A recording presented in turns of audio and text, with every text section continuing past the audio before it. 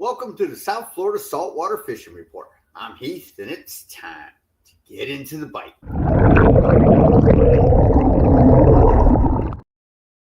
All right, folks, welcome to the show, South Florida's ultimate resource for everything local fishing. We're going to go over what's biting, who's catching it, where it's being caught. We're also going to cover the future marine forecast, the moon phase, and tide charts. Everything you need to know to help keep you in the bite. Before we get into this, though, if you want to learn more about fishing, grow as an angler, just see some great and exciting offshore fishing adventures, you can start by hitting the subscribe button and joining the South Florida Saltwater Fishing family. All right, folks, let's get right into this. Not much going of a fishing report. There was some seas out there, but we do got some stuff. So let's get right into this, right? All right, we got Neil Link, palmbeachcharters.net. If you are looking for a charter captain, Neil Link, he fishes out of Palm Beach Inlet. Hit him up, and you can get on the Blue Runner haul of a lifetime and some cobia. I saw this picture. Blue Runner, I'm sorry, not Blue Runner, Rainbow Runner. You caught myself right there. Good grief.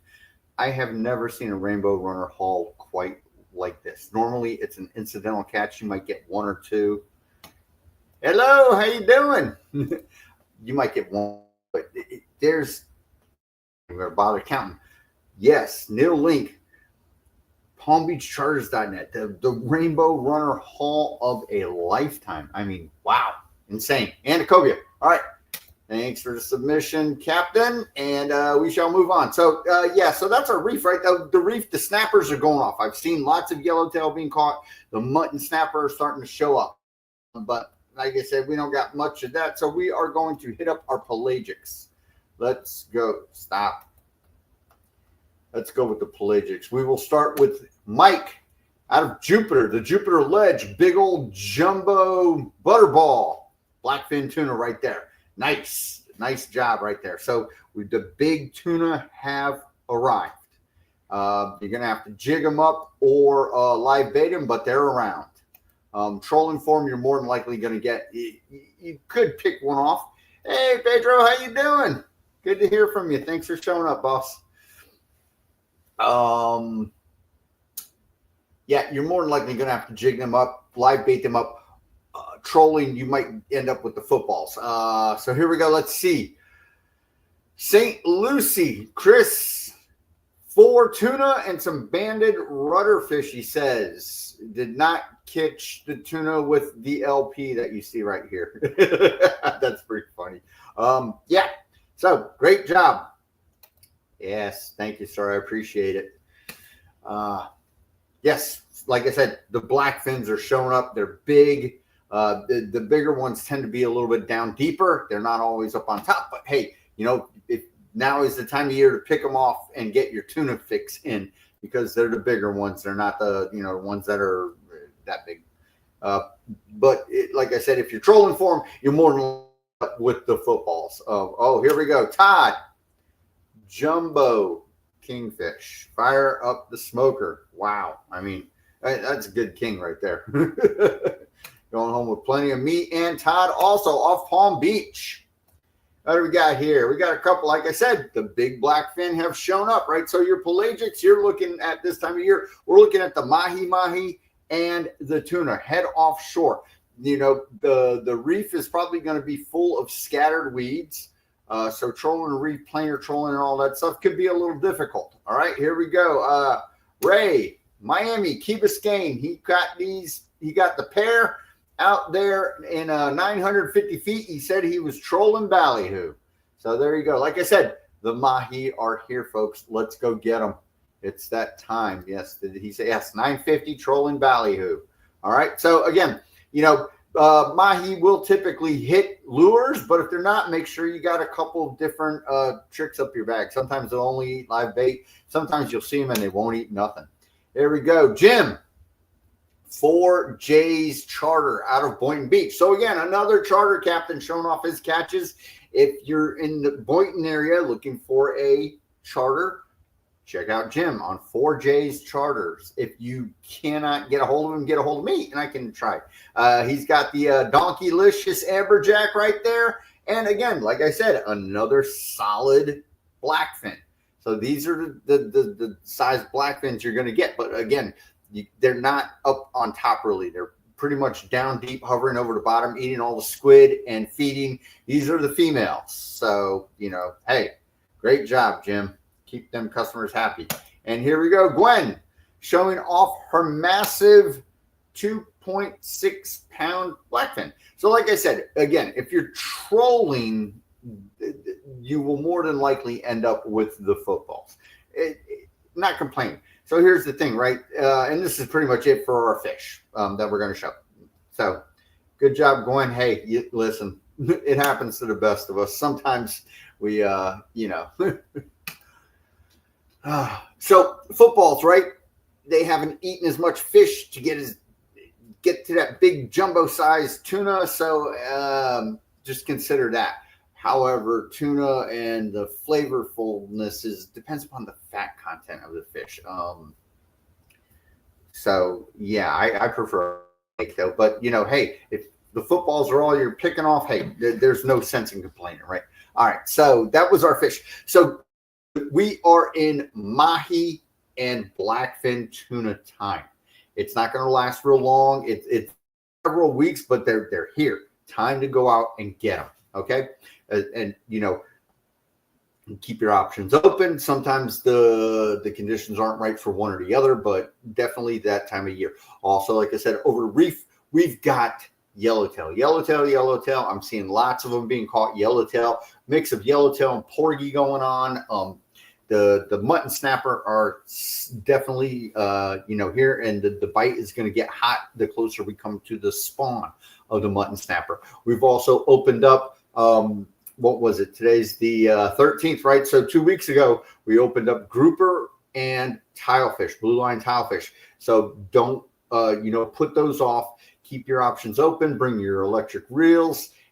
You know, always when the pelagic fishing dies off midday, go out, do a couple deep drops, try to pick you off one of the critters. Blue line tilefish are, you know, 400 to 500 feet, and swimming around there, you got snowy groupers and yellow edge groupers also. So just bear that in mind as you are doing your fishing. Just a little knowledge and tips. You know, you will have to find the tilefish spots. There's one, there's a good tilefish spot. I know it's if you're in the BOCA area, Boynton area, it's in between BOCA and Boynton, 400 to 500. If you're down more towards Pompano, Fort Lauderdale area, straight off the Pompano Pier out in around 500-ish is another good tilefish grouper spot. You have to just look at your GPS and you'll see where your contour lines spread out and they make these big mud flats.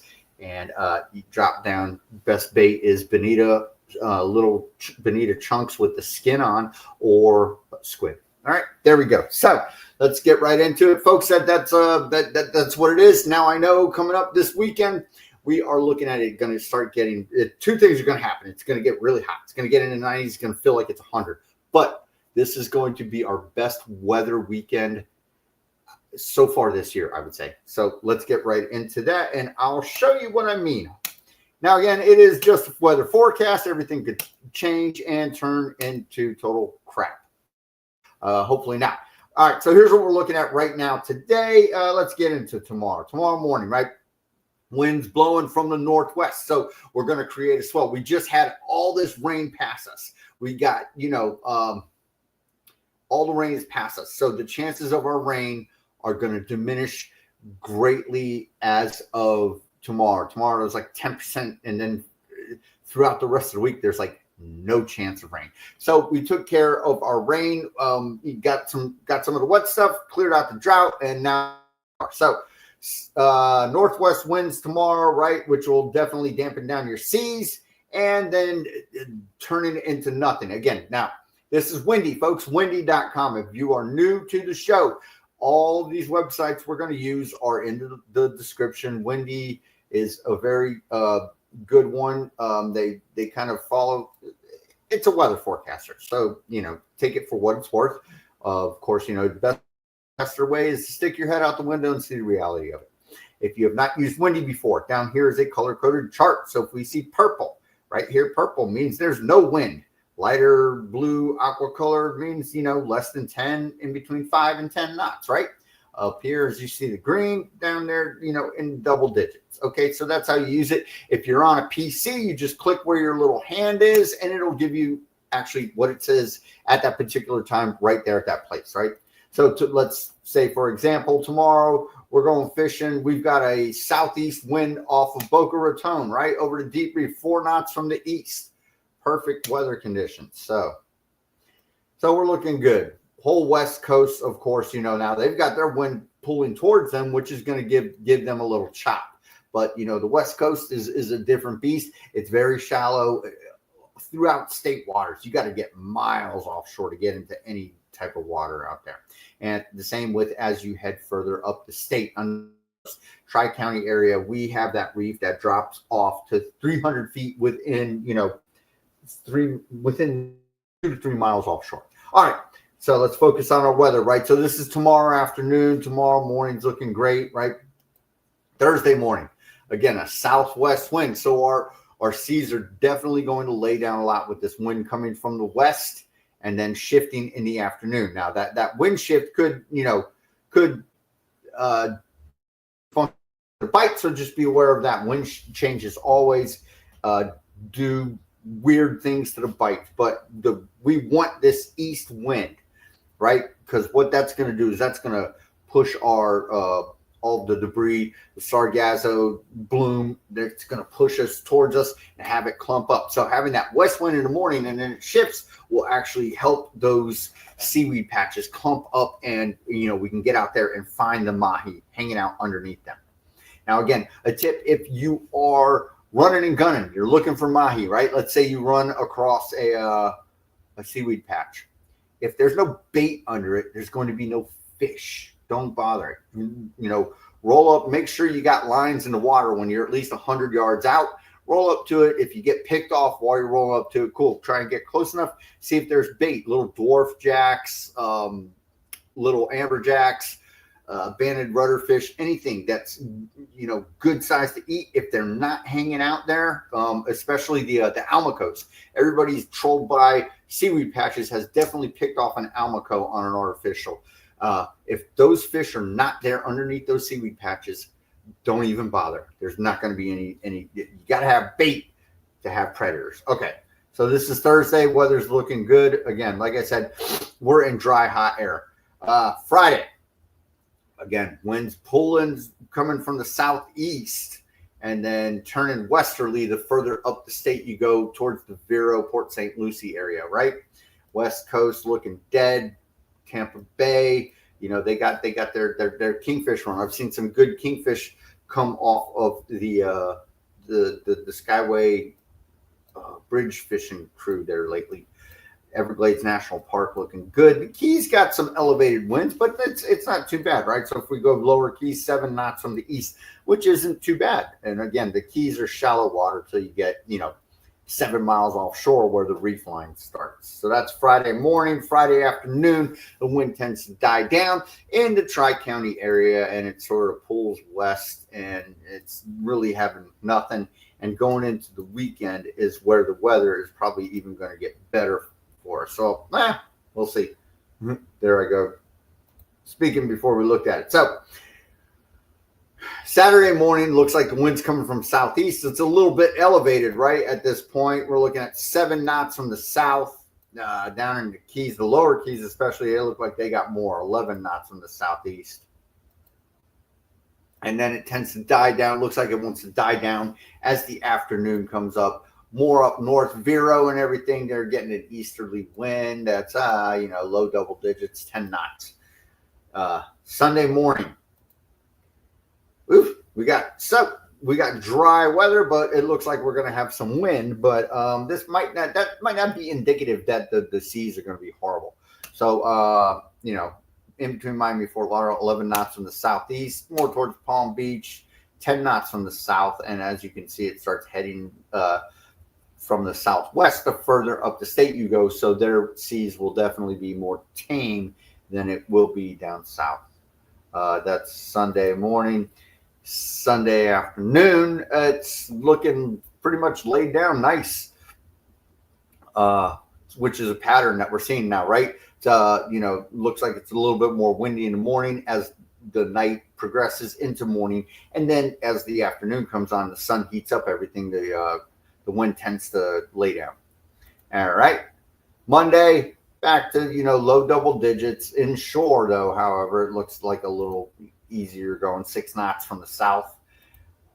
Monday afternoon again, so the typical pattern: windy in the morning, more laid down in the afternoon. Monday, Tuesday, a little lighter in the morning, right? So let's say Fort Lauderdale, Pompano, 8 knots from the southeast. Again, if we're talking about knots, a knot is 1.1 miles an hour, so not very much. They're interchangeable.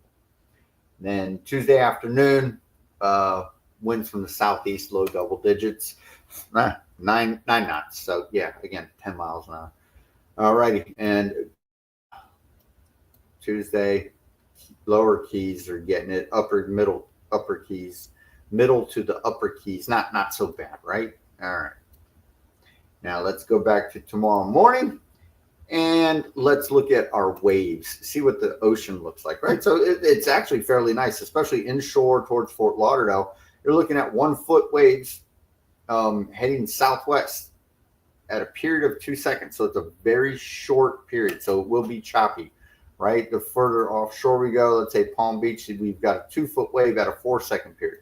So not bad. It's gonna be choppy out there, but little waves, light work out there. Like I said, we're running into that summertime pattern. Tomorrow afternoon, let's look here. We're looking at 1 foot waves from the northeast with a 5 second period. Very nice conditions out there. Tomorrow, heading into Thursday, it looks even lighter. Light work, like I said, good stuff. Waves from the east at 6 seconds. Great. If we look here, if we head up a little bit more towards Vero, we've got 2 foot east at a 7 second period. So more of a swell type situation going on up north. Right down in the Keys, we're looking at 1 foot from the east with a 3 second period. So that's what you're looking at there. If we go towards Tampa Bay, 1 foot waves, but like I said, when you're in 3 inches of water, how you got a 1 foot wave? I love to get the guys on the west coast. My bad. It's all fun. Okay. Thursday afternoon, again, same stuff. Light work, light seas, 1 foot, 6 second period, right? So when we talk about period, that is the distance between either the crest and the crest of the wave or trough to trough, right? So 6 second period is not is moderate. It's not a swell, yet it's not chop. So just bear that in mind. All right, Friday morning, let's see, 7 a.m. Again, another great day. So the rest of the week, we're looking at, very, very calm seas. It's the time. This is the week that we've been waiting for. And, nothing. Look at this off Miami, 0 feet. 0 foot waves with a 3 second. That's my favorite thing about that right there. All right. Friday morning, Friday afternoon, again, staying about the same all day.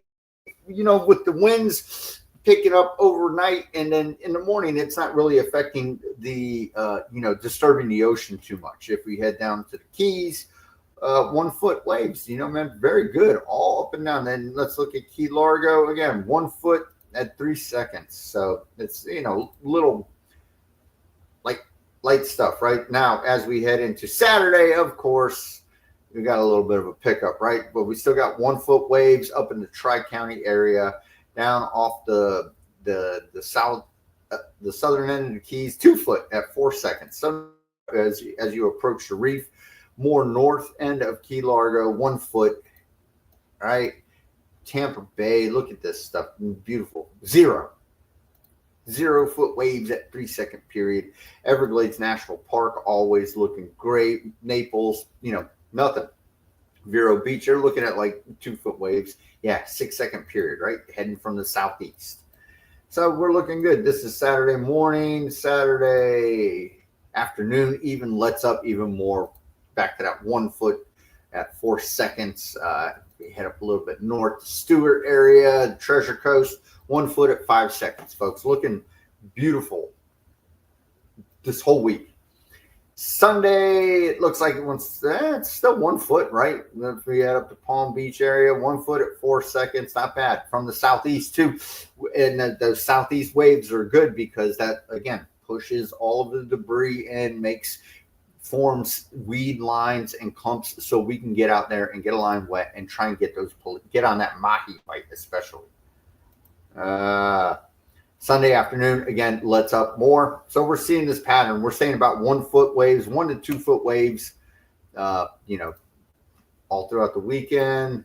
Monday, still definitely down in the Keys. However, we're looking at probably 2 to 3. Stop. Click that off. Let's see what they got here. Lower Keys, 2 foot waves, 4 second period. The whole West Coast is looking, beautiful as usual. More. Let's see, Vero, 2 foot. If we head further or where you got to get into, about 90 feet of water, 2 foot. So, even still, Monday's looking great. Monday afternoon, it lets up even more.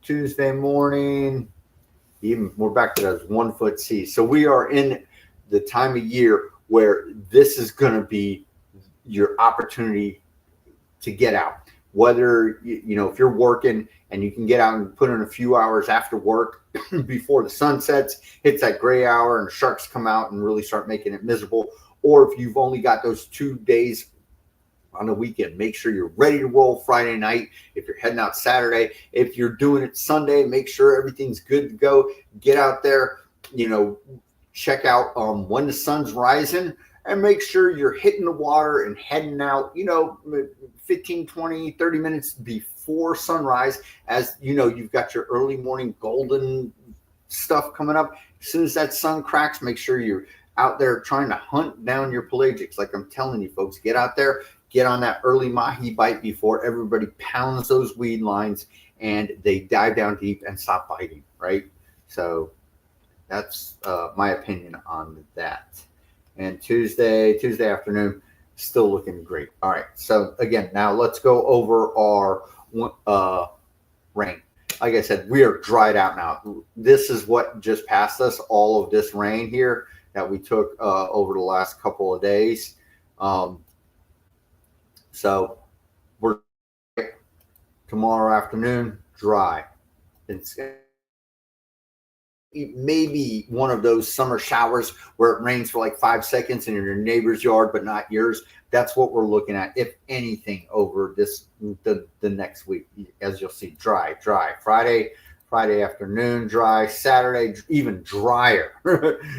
Saturday afternoon, dry. Sunday, dry. Sunday afternoon, like I said, the chance of rain is like almost zero. However, what we've got is the humidity, right? So it's going to be in the 90s this weekend, but because of the humidity, it's going to feel it's in the hundreds. Monday, dry.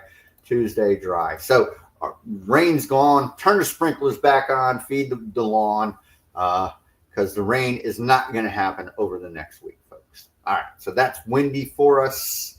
Now we're going to go to the numerical version, which is WindFinder, right? This is another version. If you're not into using windy, some people are not a fan of it. They like WindFinder a little better. And, hey, sometimes there's discrepancies. Lots of times it's all the same stuff. Okay. So let's see tomorrow, right? They're talking northeast winds, and then it pulls and turns direction. Starts going southeast again. 1 to 2 foot waves from the east, 8 second period. So we're like I said, the water conditions over the next week are looking great. And if you look at our wind, right, comes down to nothing when it changes direction. So it starts out in the morning, less knots, shifts directions, goes dead in the middle of the day, right? So Thursday morning, right, light work. Man, 1 to 2 miles an hour in the morning, and in the afternoon it'll pick up. Look at your seas, 1 foot, 1 to 2 foot, 7 second period from the east, looking good. dry, as you can see. A little cloudy in the afternoon on Friday. Clouds rolling through, but nothing, no moisture, no nothing. The clouds will actually be a welcome, sight if you're out on the water and you need a little break from the sun, which is going to be doing some cooking. We've got south winds from southeast winds, but not very strong at all. Getting, picking up in the afternoon. Again, 1 foot seas, 7 period Saturday and Sunday, southeast. Great stuff, right? A little bit of elevated wind, less than 10 miles an hour, 5 to 10 miles an hour, we'll say, with a little variable. And they're saying 2 foot seas, so Wendy was saying 1 foot, they're saying 2 foot, 5-second period. So definitely, definitely not bad. Monday and Tuesday, again, 2 foot waves. So we got a little bit of a discrepancy here, but the wind directions and the speeds, right? 2 to 3 miles an hour. It's going to be get out there and go get them time this weekend. The rest of the week, heading through the weekend, it's the inlets are going to be very navigable. No problems, especially for the folks who aren't necessarily old salts and have a ton of experience going through inlets that can be rough, right? This is going to be the time to go out there and get it, folks. We're looking great. All right, let's check out our moon phase, shall we? Moon phase is, important for those folks who like to fish by the moon and, do things like chase down wahoo. I saw on, I'm not sure, I saw there was a boat called the Way Offshore. They pulled in a massive wahoo today.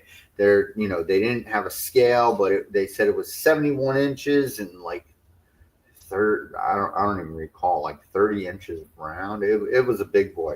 They're speculating it was around 90 pounds. So good for them. Anyway, moon phase, right? So we are waning.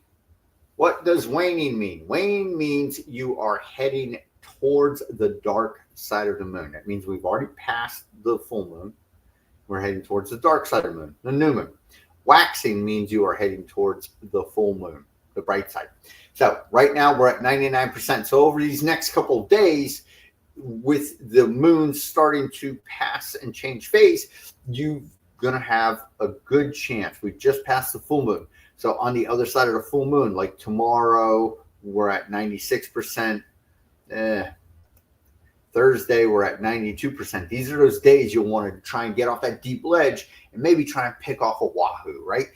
Wahoo feed, mackerel feed by the moon phase, right? So kingfish, wahoo, all that good stuff. The thing is with this bright moon, right, the pelagics can eat more at night. So that bite might be a little bit more toned down, especially with there being no clouds or nothing like that.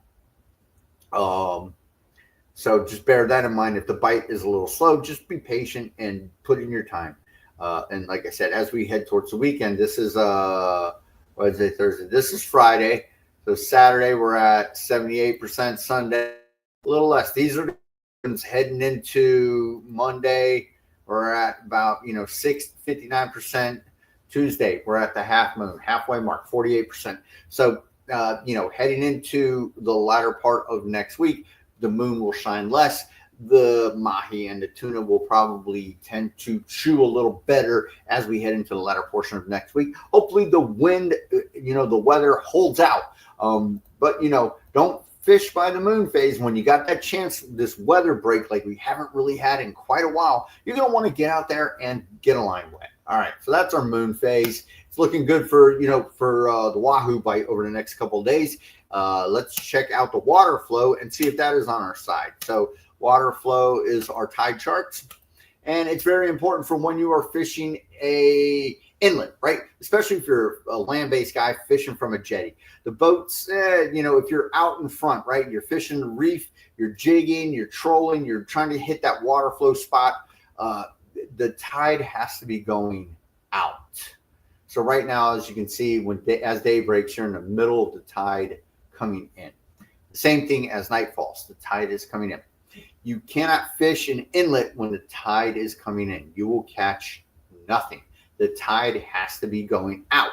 Now, if your tide is going out and it's midday, that's not very practical, fishing ideal times either. You want the tide going out, you know, as day breaks or as night falls.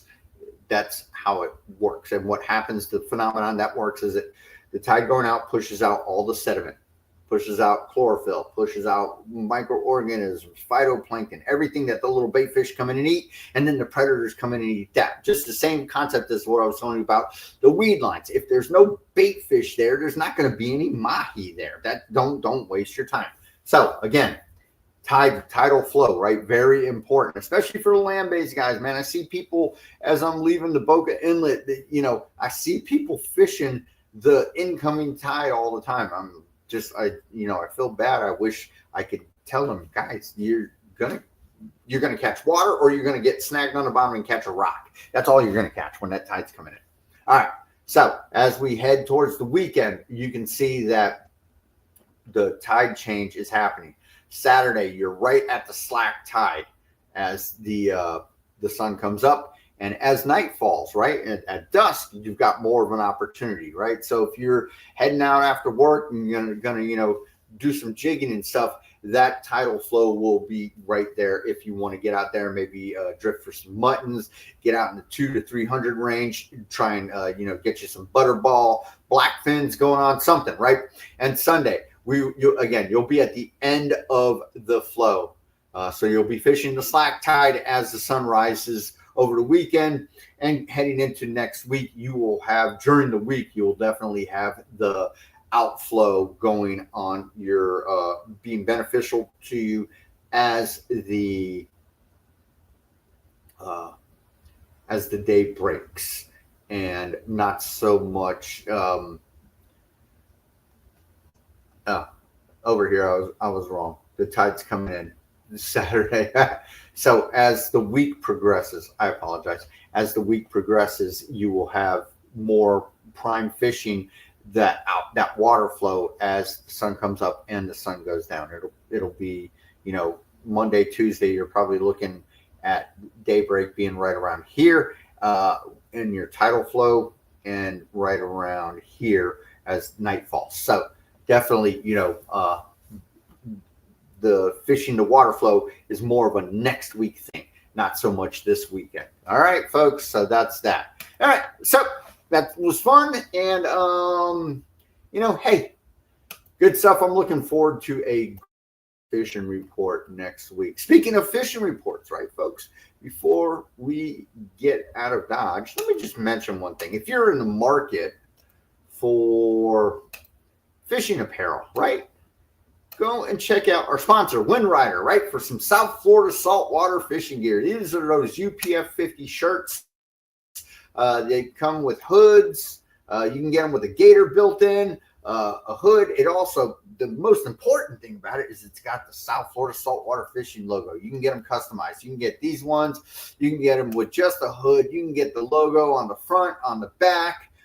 Lots of different colors, lots of different sizes, styles. They got them for the kids. They got them for the ladies, everything. These are those UPF 50 shirts. And what that means is it means you don't need sunscreen, right? If you get one without a hood, obviously you're going to need something on the neck and on the face and all that stuff. But these ones, man, you can get it on. You can get the logo on the front. You can get it on the back. You're supporting the brand. Now, let me tell you something real quick. You know, you might see this stuff and go, damn, man, that shirt's $50. Well, hey, if you're buying one from Pelagic or Hook or any, any of the local bait shops with their logo and all that stuff on, you're paying probably more for it. This is not a fly-by-night company. WindRider is a great company. They've been making these shirts for us for a couple of years now, which is great. When they came up with the idea of saying, hey, we can make a customized shirt for you, get us the logo, they did it. I said, great, man. And I love seeing everybody wear them, taking pictures with them and saying, look, I got it. And, hey, that's truly appreciated. And no, I don't make money off of it. A few pennies for each shirt. I just like having the shirts and seeing everybody with the logo on there, supporting the brand. All right. So, yeah, selfless, shameless plug going on right there for myself. Again, those shirts are great from WindRider. They cool in the summer. It's going to be hot. You're going to be sweating. They'll keep you cool. Winter, they'll keep you warm, right? They dry quick also. So if you get them all wet, water splashing, you got a wet boat, water splashing as you're running out and getting all the sea spray, it's going to dry quick. And the last thing is very important is that they are stain resistant, right? So if you're out there and it's mahi season and you're getting pounded by the mahi and it's looking like you're working in a slaughterhouse, you go home, you put some like spray and wash on it, throw it in the washing machine, it's going to come out looking like a totally brand new shirt. Trust me, I'm just speaking from experience when it comes to that. All right, before we head off, folks, if you are on Facebook, I want to invite you to join the South Florida Saltwater Fishing Report. It looks like this, right? This is what the cover of the page looks like, minus the date. As you can see, it is up here. It's a private group. You have to answer a couple questions to be invited into it. What's your favorite fish to catch? And do you agree to the rules, right? If you don't answer either of these and you ask to be invited to the group, I'm going to decline it because I'm not sure if you're a bot or not. So bots do not know how to answer questions when it comes to joining groups on Facebook. And again, the rules are very simple. No YouTube pages, no loitering, no selling stuff. It's just put fish pictures on here. Every Monday I post something that looks like this. Everybody who puts a fish on there gets showcased on the show. And of course, you always have a chance of being the poster child, and your picture will be the thumbnail for that week's live stream, like we're doing right now. This week it was Ray.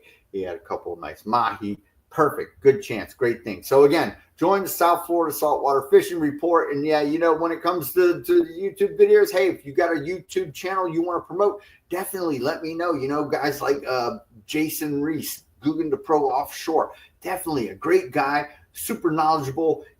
You know, check him out. Definitely. Also, charter boats. You know, we got 4J's Charter, Jim. We got Neil Link, PalmBeachCharters.net. Also, Emily from Starlight 101, the drift boat out of Pompano, right there next to the Hillsborough Inlet. They post stuff all the time. I love that stuff, and I support everybody that wants to, you know, make this community happen. And again, if you join this Facebook page, this is what directly drives this weekly show.